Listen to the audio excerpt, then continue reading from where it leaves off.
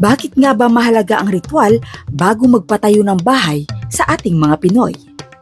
Bago tayo magtayo ng bahay, hindi lang tayo nagsisimula sa simento at bakal. Nagsisimula tayo sa intensyon. Dito sa Pilipinas, matagal ng tradisyon ang pagsasagawa ng simpleng ritual bago buhusan ng konkretong pundasyon ang isang bahay. Maaaring para sa iba ay pamahiin ito.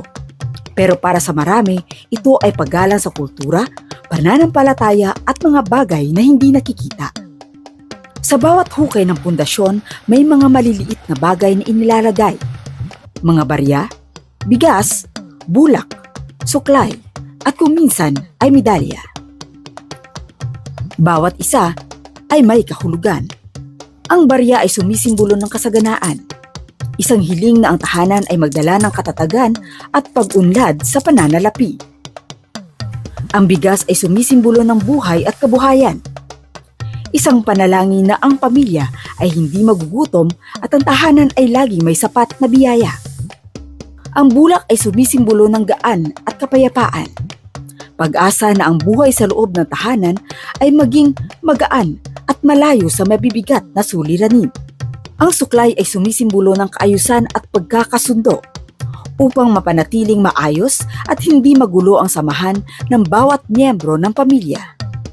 Ang medalya ay sumisimbolo ng proteksyon at pananampalataya, isang tahimik na dasal para sa gabay at kaligtasan ng pamilya at ng bahay. Maingat itong inilalagay sa pundasyon bago buhusan ng simento. Maaaring hindi na makita, pero hindi kailanman mawawala ang kahulugan. Para sa mga builder at may-ari ng bahay, ang ritual na ito ay higit pa sa tradisyon. Ito ay sandali ng paghinto, ng paglalagay ng intensyon, at pagkilala na ang bahay ay hindi lang isang istruktura. Ito ay nagiging tahanan, puno ng pangarap, alaala at mga kwentong mabubuo sa paglipas ng panahon. Kaya bago tuluyang maisara ang pundasyon, hindi lang materyales ang inilalagay, kundi kahulugan. Dahil sa huli, hindi lang tayo nagtatayo ng bahay. Gumagawa tayo ng kwento.